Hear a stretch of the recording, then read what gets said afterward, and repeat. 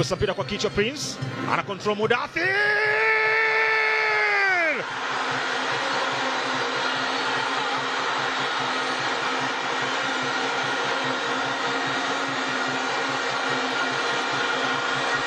Ukitaka kujua binadamu ana roho mbaya kiasi gani, angalia kofi analopigwa mbu na mwili wake. Tazama namna ilivyokuwa. Djigui Diarra ameutupa ule mpira, Prince Dube akafrinko kichwa, lakini tachi ya kwanza ilitoa maelekezo kwa Mudathir. Aligeukia kule kule kwenye mguu wake pendwa, mguu wa kufanyia mauaji, na ilikuwa ngumu sana kwa Lameck Kanyonga kuweza kufika kwenye eneo hilo.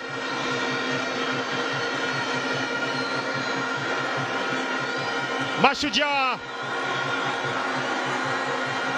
hawana mapigo, lakini pia wanaukosa mwendo ndani ya dakika 28.